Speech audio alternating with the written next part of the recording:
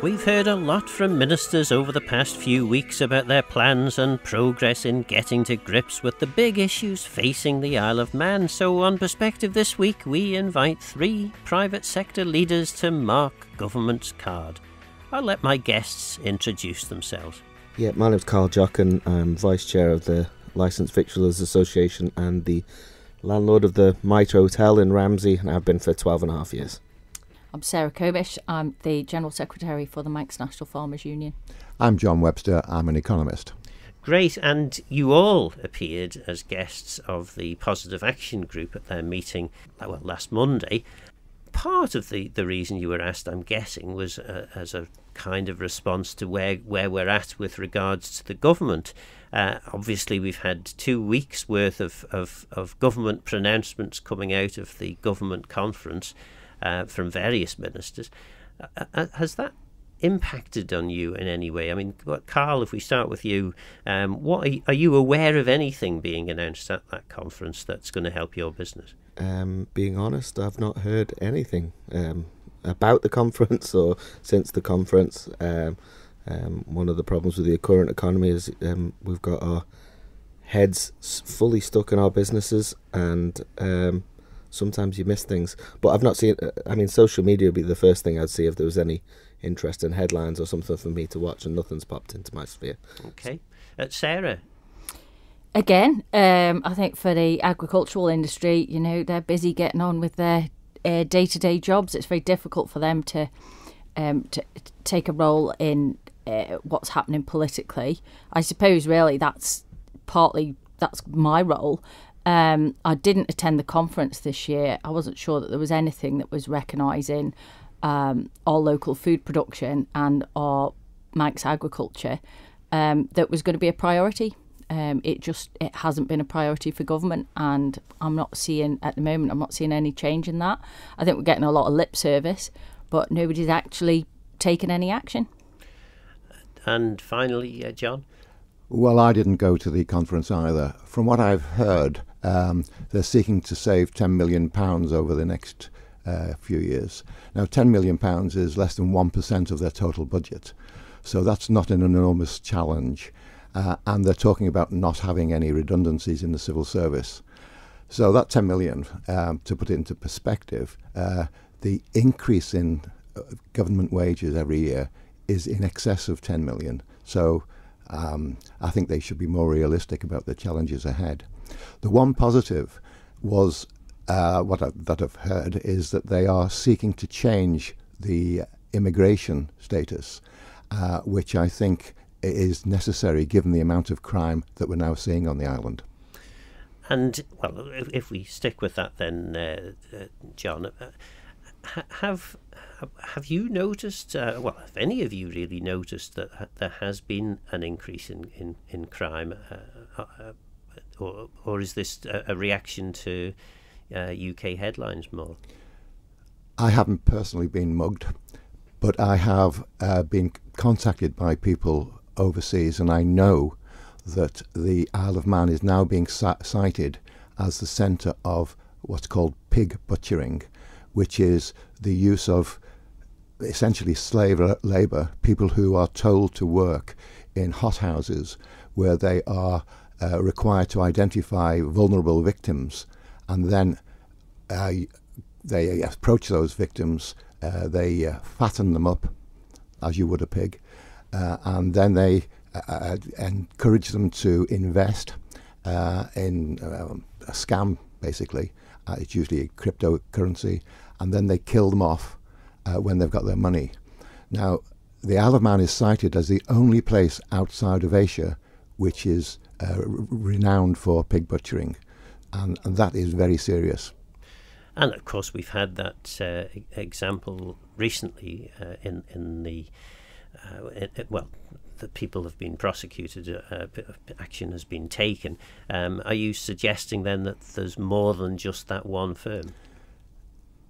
You've got to be careful what you say here because of the laws, etc. But from what I understand, there are lots of examples of us dealing with what are called grey markets. And grey markets, for example, in e-gaming, are frowned upon in Asia. They're illegal in China. The Philippines are highly critical of this type of business, but we continue to welcome that type of business.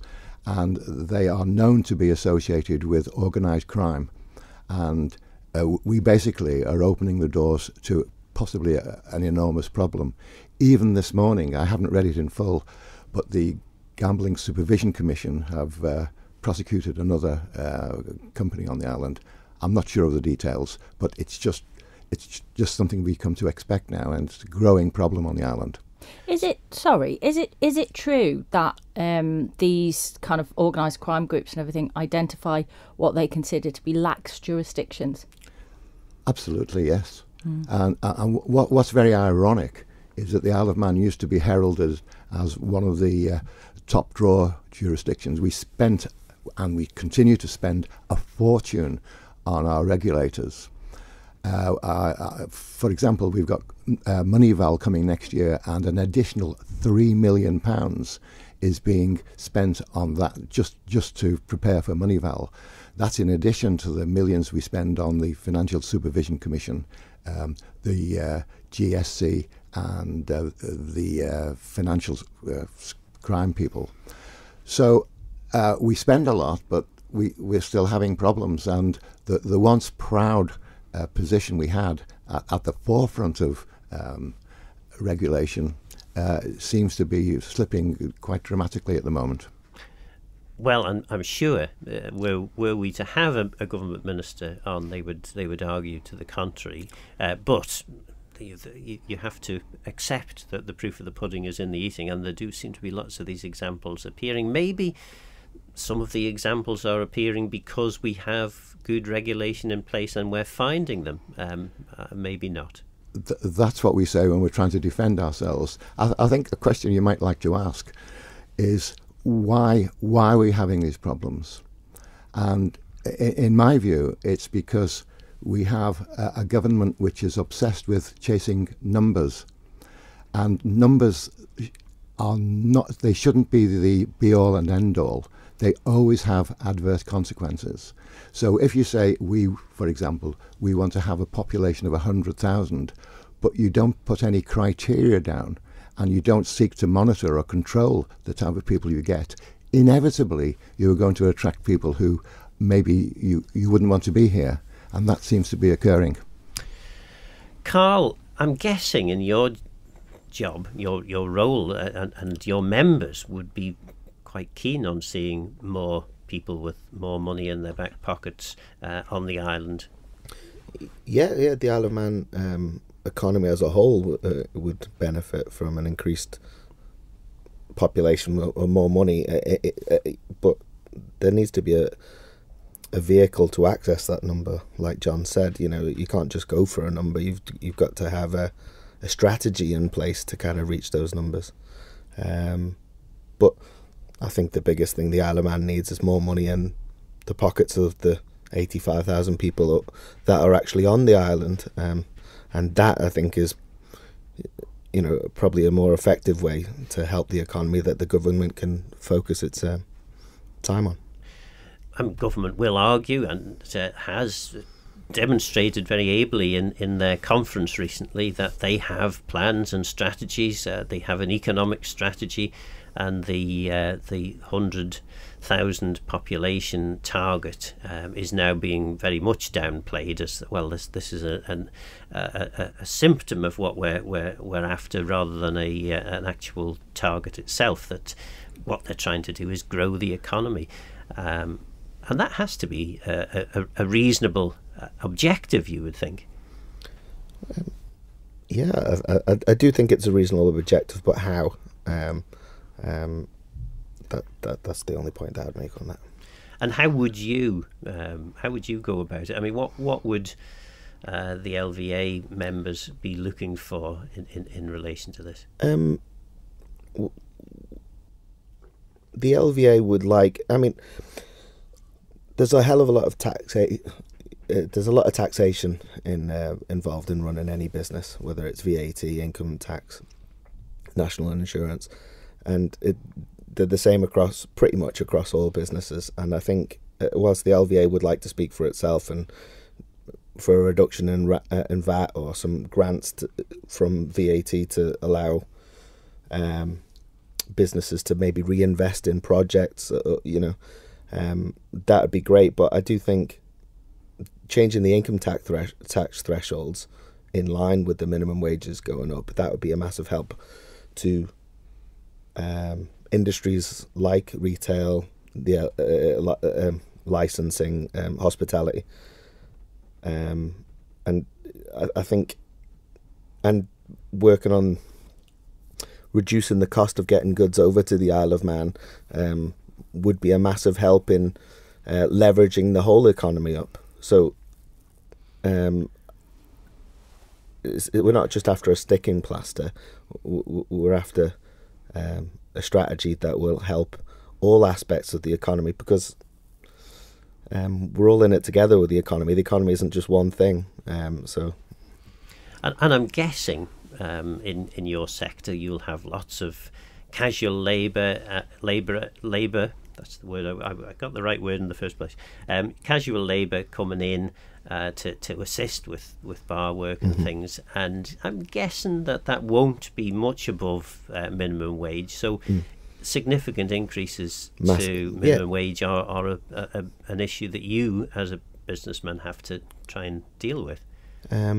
Apparently wages aren't going up, but certainly in our industry and every other industry that's at close to minimum wage, they've gone up significantly. And that has, look, we're all about, making sure our staff get fairly paid. And especially in the hospitality industry, we have a caring side to us that naturally wants to look after our staff. And I'm not saying that other industry, do you know what I mean? But we're customer facing industry, and naturally we care for people. So it is good, but it's just been quite extreme on the books for businesses like the Mitre and licensing. And Sarah, I'm guessing a lot of your members would say we'd be delighted if we could get the minimum wage. I think it does create a difficulty. Minimum wage, absolutely. It is a thing to aspire to. I think the problem comes especially for small business, whether it's an agricultural business, whether it's retail or hospitality or anything like that, is the size of your business and the ability to sustain those wages. If you've got a number of pressures coming in from all sorts of other sides, that's an added pressure. And you need staff, and you need good staff, and absolutely small businesses are usually really good at looking after their staff because you build these relationships with them. So I think that creates an added layer of challenge regardless of what business you are. So how we resolve that, I couldn't give an answer today, but I think it's going to take a lot of consideration from government as how they resolve that situation. You mentioned before about imports and shipping, and I'm going to neatly run onto that one.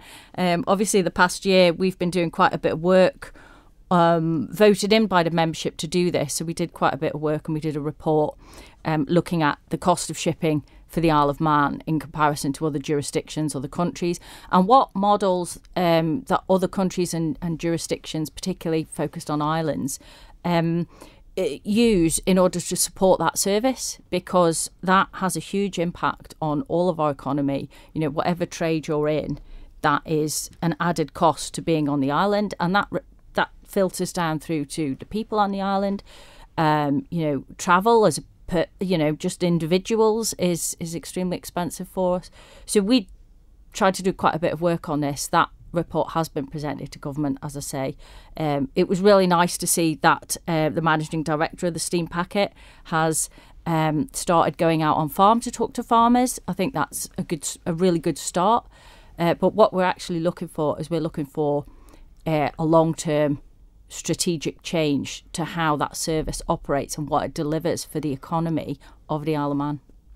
At the conference, Brian Thompson said that no one had asked him.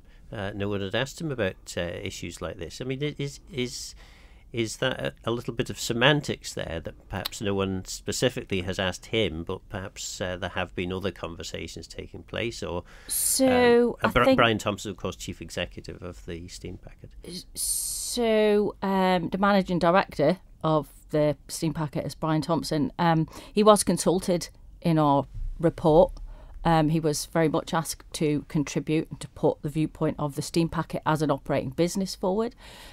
We think that maybe rather than just focusing on the management of the Steam Packet, that actually government has a responsibility here, a responsibility through the Sea Services Agreement. It was really interesting. I looked on Monday and I was quite surprised to see that the Select Committee for Tynwald, the report they've been doing into the Sea Services Agreement, is now on hold. But I don't have any answers as to why that's happened. It just seems to happen all of a sudden. So there's a lot we're not finding out about what's going on here. It would be good if we could all sit around the table and have some decent, open conversations about it and come to some solutions. And I suppose that was one of the disappointments for me, certainly, at the conference. That Chief Minister had announced in July the reprioritisation of government's objectives, and one of the things was they were going to have words with the Steam Packet. One of the difficulties, John Webster, of taking over or taking control, effectively owning a vital service like the Steam Packet provides, is that inevitably organisations like the one Sarah represents, the Farmers Union, and a whole range of other people on the Isle of Man will say, well, we own it now, so this should be working in our interests, not just working in the interests of the company. I've always been of the view that you should only ever have one aim, and that's what distinguishes the private sector from the public sector, and makes it easier in a way for the private sector. The bottom line, as long as you look after your staff and you operate within the regulations and the laws, the bottom line, i.e. net profit, is what is important. You can't have a number of competing aims, and one of the problems with owning the Steam Packet is that what is the aim of the company? Is it to maximise its profits? Is it to encourage more visitors to come in TT week? Is it to look after the freight so that the farmers are benefited, etc.? You can't have a confusion of aims, and I think that's one of the issues that's causing the problem. But going back to Carl and Sarah's points and the underlying issue that facing us all, I think there's a lack of good private sector, public sector communication. We used to pride ourselves in having a very good relationship between the two, so that the government could, along with business, identify business opportunities, and they didn't count out a business, but they worked with them to identify good ways of using the Isle of Man's best aspects to encourage more business and thereby increase the disposable income on the island. If Carl was to be told the disposable income of the island is going up by a significant amount in the next couple of years, he'd be delighted. The fact that they may have 100,000 people here is almost irrelevant. It's the people coming through the door and who are spending. That's what matters. And the taking the eye off the ball of economic growth and putting it on the irrelevance of a population target is one of the issues that we've got here.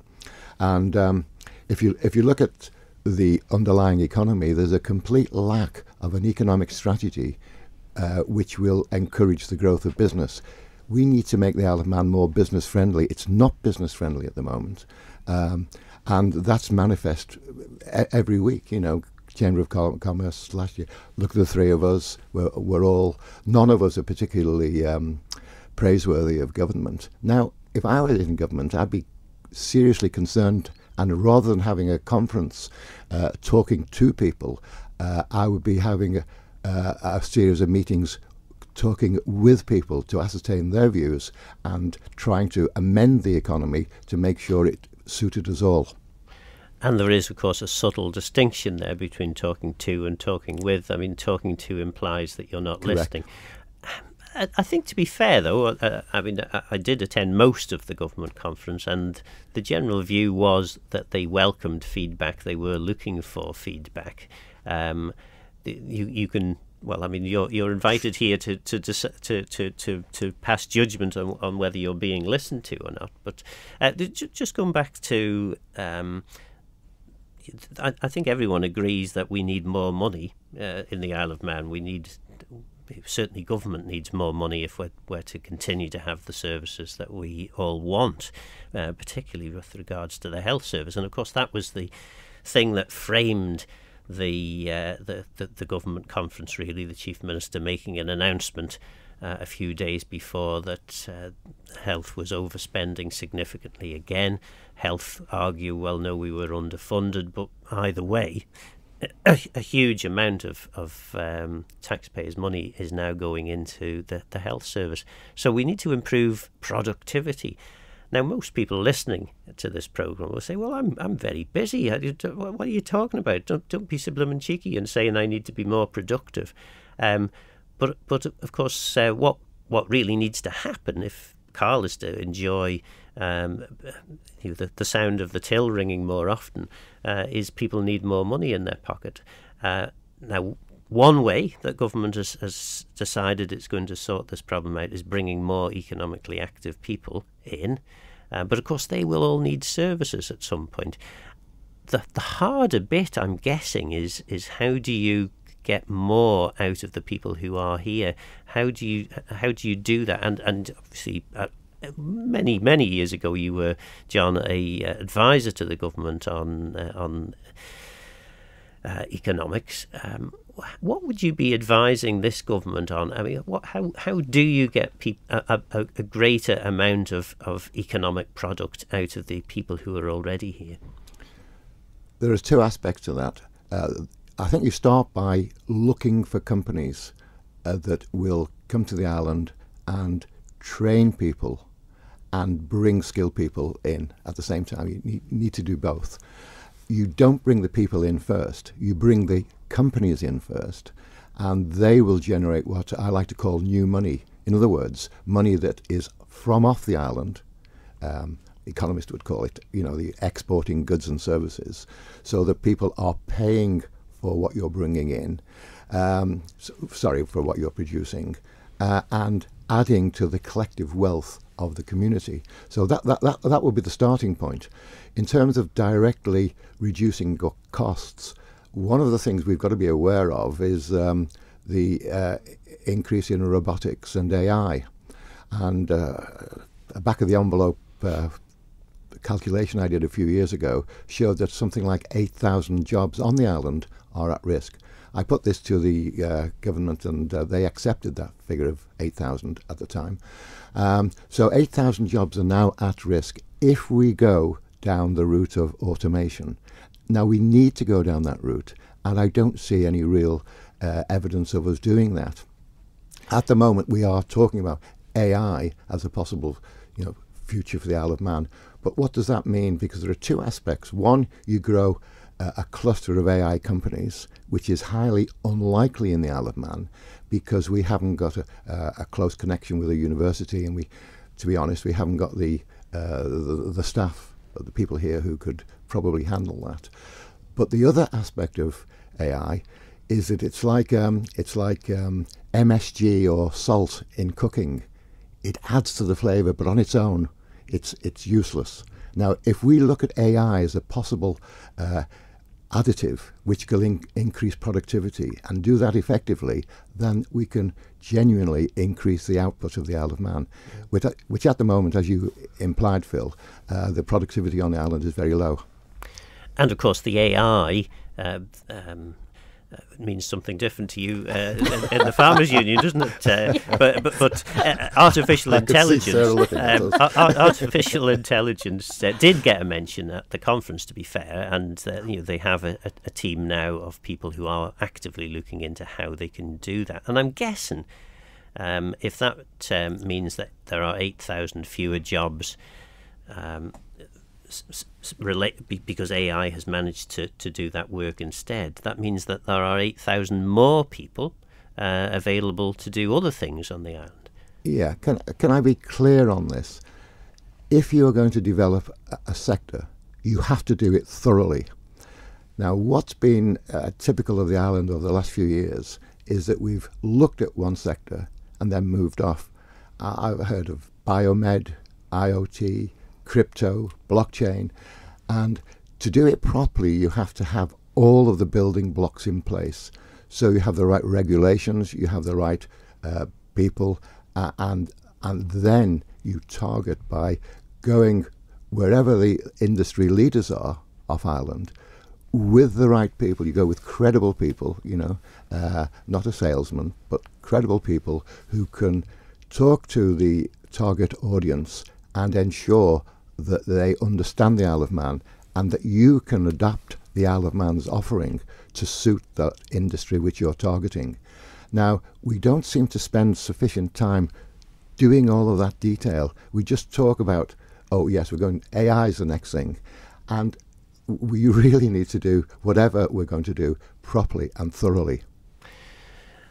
Carl, then, AI, how does that work for the pub trade? I mean, presumably you could have a robot sat at the other side of the bar talking to the customers while you get on with serving pints or something like that. Yeah, the psychologist robot. I think that takes well, as John said, AI could be like the seasoning on any business, so you can use it for social media, for marketing, maybe creating videos, or maybe designing a menu. I'm sure there's many ways, but I'd be more concerned of the negative effects of AI. Like John said, that if there's 8,000 people, where are they going to work? Well, they're going to work in labour-intensive jobs that you can't have much AI in, like pubs, like in farming. And if there is no farming industry, and if there is no pub industry, there is nowhere for people to go. Then what's the point of AI doing the favours for businesses to reduce money, increase sales, but there's nowhere to spend it on, nowhere to spend your money? So I think the focus, as much as we do need to focus on AI, but we do need to focus on keeping these industries that are here for the future. The Enterprise Minister has said, well, all the sort of the right sort of words. He's very warm to the idea of the hospitality sector. He wants to make sure that we do have a thriving hospitality sector, but he also acknowledges that not all hospitality businesses will get through the next 5-10 years, and that there is an inevitability about that there is always going to be a churn in that sector. Is that a reasonable position for him to take? It's a bit catch-22 with that. There is a natural churn. I think the government like to lean on that a little bit. It said there will be casualties, and there will be another cafe or restaurant that will pop up around the corner. So it doesn't matter if you go. But with these businesses, and certainly established businesses, they do have the capacity to serve more, to be a better service for the economy. There's a hell of a lot of experience that's in a business that just might be transferred to other businesses, or might be lost if there's a business lost. So, and if the Isle of Man's economy is to grow, you need well-established businesses with good practices, with good customer service. So I don't think, whilst it's inevitable, and if the economy is not good, that certain businesses will fail, I don't think the government should use that churn as an excuse not to support the industry. And one of the things that the Minister Johnson was keen to talk about was the new hospitality forum that's being established. Are you aware of that? Is it going to work, do you think? Is it just another talking shop, or do you think it has the ability potentially to be meaningful? Being honest, I'm not sure who's on it. I did apply to be on it, but I wasn't accepted. But that's because a lot of people applied, and they have to have a cross section of the whole of the hospitality sector for all the different areas. I mean, it's great, so long as it's used in the correct way. But if they pick and choose the people they want on it and the angles they want, and then the LVA has been around for 150 years, and that's got a lot of members.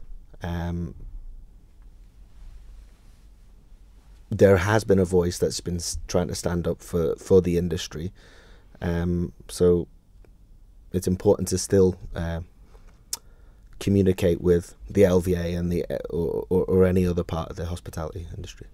So perhaps, maybe I'm reading between the lines here, but you're a little anxious that this hospitality forum has been set up so that government doesn't have to speak to the LVA. Anxious, yes. I wouldn't say that is 100% the case. I don't know. We'll see what happens in the future. It very much depends on whether the chair of the LVA is on it, or Andy Gibb, he's chair for another year, or whether Andy Saunders is on there. He's a well-established LVA member. But I haven't spoke to them about it, being honest. Whilst I'm vice chair, my head's firmly stuck into the Mitre and Ramsey at the moment, and trying to negotiate the change of seasons and staff hours and running the business. Do you know? Obviously, your sector had a fairly public exclamation of despair, perhaps is the best way to put it, about 6 months, a year ago, and government then said, "Oh yes, well we'll be working with you to try and find solutions." Are you seeing those solutions? There's 2 members of the LVA which are on the licensing forum, and at the moment there are things in the pipeline. That's as much as I know personally. But from the meeting 6 months ago, sometimes the cynical side of me might say that there's a lot of lip service, and then you don't get actually what you want when the time actually comes, and the delay and messing about just exacerbates the situation. But it's critical that something is done now, as we're coming up to the winter months with the energy bills so high and with footfall dropping. Certainly I can see it in the town of Ramsey. So something needs to happen now for the whole industry, really. Sarah, you're familiar with government as the General Secretary of the Farmers Union. You will have lots of conversations with various departments of government, various ministers. Do you think that government is capable of being responsive enough, being able to respond as quickly as perhaps your members would like? I think that's quite a difficult question to answer. I mean, I think in certain pockets of decision making can be quite positive, but I think for the industry and for government, it reflects a lot on what other industries are experiencing on the Isle of Man as well. We're all quite integrated. It's quite symbiotic. Local business, agriculture supports hospitality. Hospitality supports the local population. That supports that finance sector and banking. Farming, we always say this, and I'm going to say it again, this beautiful landscape wouldn't be there without farmers.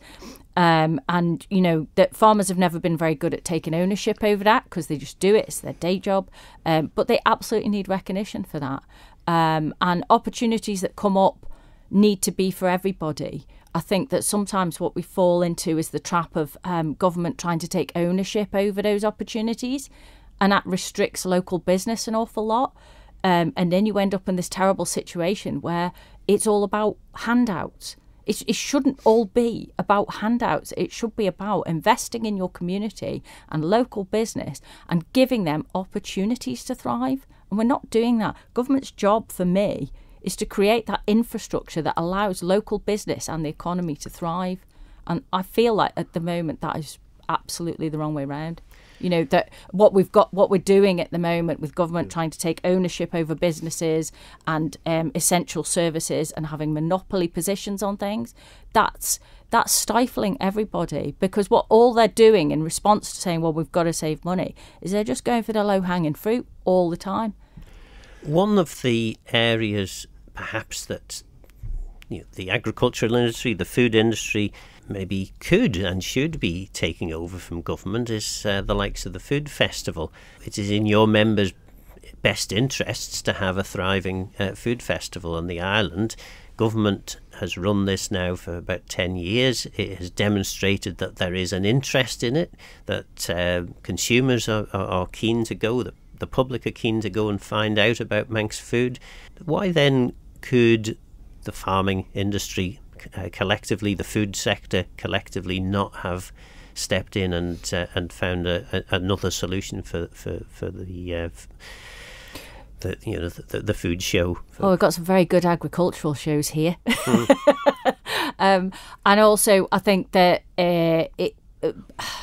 and I'm not going to criticise individuals on this, the Food and Drink Festival being cancelled at short notice was complicated. I think that would be okay if there could be something else in place that was going to replace it. One of the issues I've noticed, certainly, and it's less for that commodity product that agriculture's producing, but it is for those. There are some, that they take it through to being a food business as well, and some of them do exceptional produce. We should be really, really proud of what we produce here. The Isle of Man is just fantastic at producing food. It's just not recognised. So what I think that they need an outlet. And I think one of the problems we've got is that government has been quite lazy in allowing the supermarkets, the UK supermarkets, to take control of our food security. And that seems to be the final solution for everything. And it can't be. If we can't produce our own food, what are we?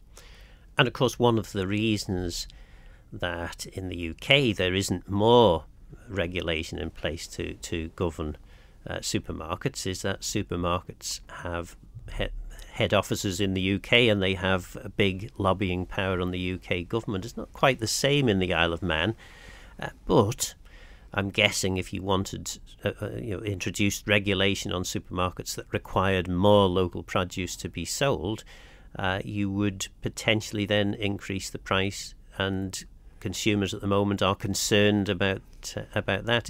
Is there a way in which perhaps supermarket regulation could be introduced that would ensure that it would allow a good solution for food producers, but it wouldn't also result in a significant increase in cost for consumers?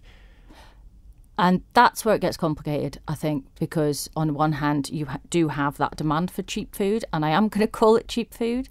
On the other hand, you've got local producers producing to an incredibly high standard, which comes at a cost. So that increases your cost of production. So when we bring in the cost of importing and exporting on and off the island, and then we bring in those incredibly high standards that farms have to meet, the cost of production over here is significantly higher than it would be even in the UK, where they're also having to meet those high standards. But then you're competing against products that come from all over the world that don't have to meet those same standards.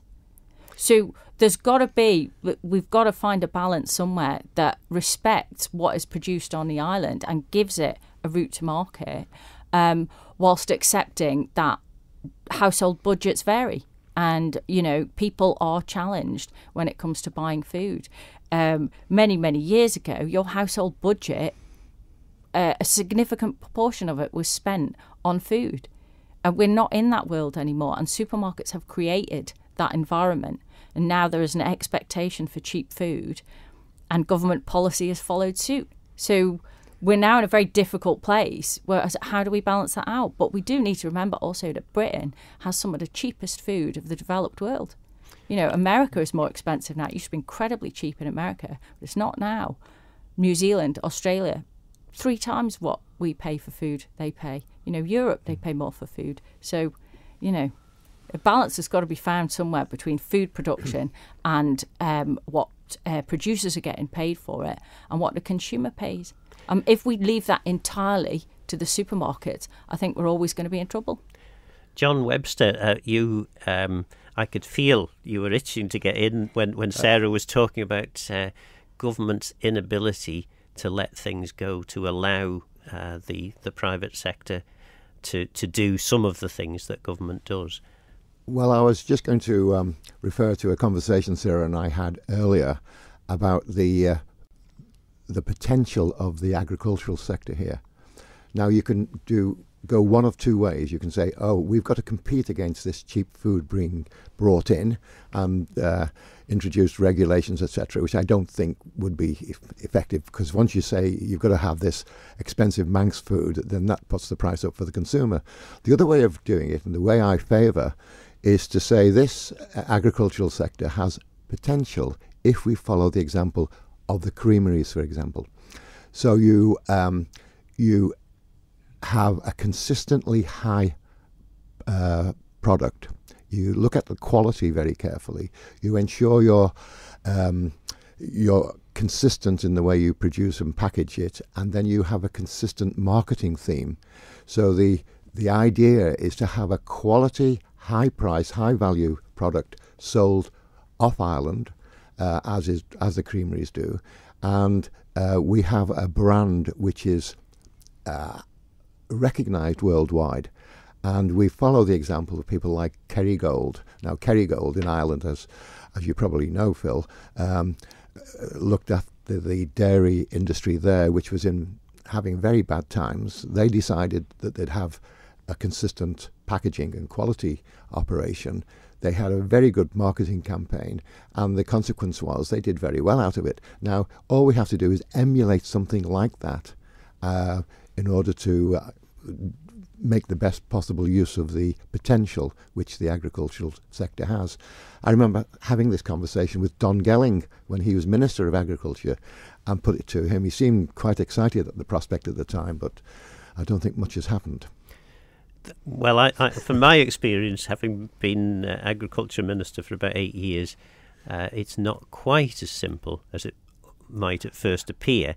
But that's not to say that there isn't an opportunity there. It's not simple, and we went over and saw how they do it. For example, we went to Scotland to see how they did it, and the main issue they had was getting the producers to come up with consistent quality, and not, for example, instead of coming to Peel with their fish all year round, they'd go to somewhere else, which part of the year would offer a higher price. Now, you've got to overcome that, and that requires some discipline within the industry to ensure that you have the consistency of supply and quality so that you can market it as such. Do you think sometimes, and this is an open question, anyone wants to jump in on this, that government is too keen to bring in the expert company from across to solve the problems, the solutions that the Isle of Man is facing? Yeah. Yeah, no question. Just going to say one way. Absolutely. I think it's become a bit of a safety net for government to do that. Now, I will caveat that by saying we did commission a report, but we wanted it to be quite objective when we were talking about shipping. And really, it's, for me, for local business on the Isle of Man, it's about government encouraging opportunity. And to do that, they really need to reevaluate their approach to things, and how they do that, and how they manage finances, and where they spend their money. And I think that's not a simple overnight problem to solve, but it absolutely has to be solved. Again, that relationship between, as John said before, that relationship between private sector and public sector, it's like it's drifted so far that we're not making those connected up decisions anymore. One thing I was saying to John earlier was the government policy needs to be informed by the people it affects. It should be shaped by them, and we've drifted a long way away from that. Well, we're coming towards the end of the programme. We've got about five or 6 minutes left. Carl, if I start with you, we're 3 years into the Isle of Man government's term in office now. There's 2 years to go. How well would you say they've done for the first 3 years, and what are you hoping to see from them in the next 2 years?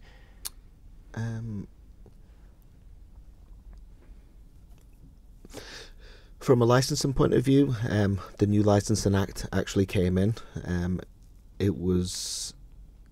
It's been in progress since I took over the pub, so it's about 12 years, and there's been forums going, and the number of people that have changed on that forum, but has changed so much that the original messages and the original ideas were lost. But the fact that it's gone through is a start. It's had some amendments already because it wasn't fit for purpose. So that's one specific thing that's happened with government. It's obviously been difficult post-COVID, but one aspect, if to take a little step back on your previous question, PricewaterhouseCoopers were commissioned by government to do a report on the state of the economy for the hospitality industry, and PwC basically said that, gave the risk and say how bad that it was going to be for the industry, and the government just ignored it, and they ignored all its recommendations. So that's something within this administration that I think hasn't gone well for government, from our opinion. But I would certainly hope the 3 years have been a foundation for a better 2 years to come, and let's see what they come up with in the next couple of years. Sarah, hope for the future, would you say? Oh, I'm always hopeful. Yeah.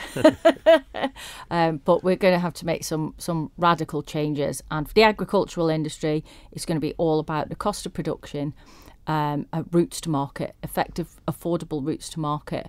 And then underpinning that is respect for the need for agriculture to have access to land so that we can get new entrants in, because it's really tightening it up for the sector now. And there's a lot of competing interests for the land. And I'd like to see a bit of balance. We get quite polarised, and agriculture does get very polarised at times, with other groups and other interests. And I'd like to see a little bit more balance brought back into that. One of the few references to agriculture at the government conference was a very good presentation, very upbeat presentation from the DEFRA Minister in relation to the biosphere.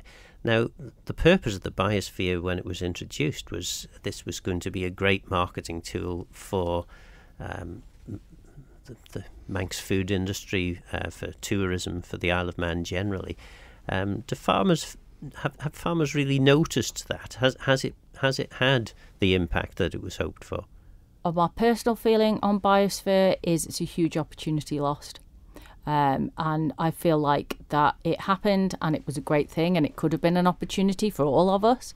And it ticked a box and everybody moved on. And it hasn't been invested in, it hasn't been recognised for what it is, and it certainly hasn't been utilised as a marketing tool for the industry. Finally then, John, mark the card of government for the past 3 years and then hopes for the future. Well, I think first of all they've got to move away from their obsession with numbers, and they've got to focus on the reality of what the island's people and business requires. And in my view, it's fairly urgent that we look for new sources of new business, which will generate the disposable income, which will help every sector. I think also that we have got to reduce our reliance on reserves, and we do that by, again, introducing new business. One of the things they did last year was increase taxation and a lot of charges from government, which again reduces the disposable income. And that lack of spending power in the economy is causing all sorts of problems. And the final thing is that the reputation of the island has been destroyed, really, by the cavalier attitude of going for business at any cost, rather than business which really is compatible with the Isle of Man and which has the right profile in terms of what it's doing and the people behind it. We should look very carefully at that. We've certainly got the staff there to do it. And finally, talking about staff, I think government really does have to look at the the number of staff and the amount of it spends on its staff. Over 50% of its budget, which is over £1 billion a year at the moment, it goes on staff, and that can't continue. So two things: increase growth, reduce costs. That was economist and businessman John Webster, Manx National Farmers Union General Secretary Sarah Comish, and Carl Jochen from the Licensed Victuallers Association. So what do you think? Would you give the government a gold star, a B-, or must try harder, see me at the end of the lesson? I'm Phil Gaughan, Goramaeus and Geishach Rum. Thanks for listening.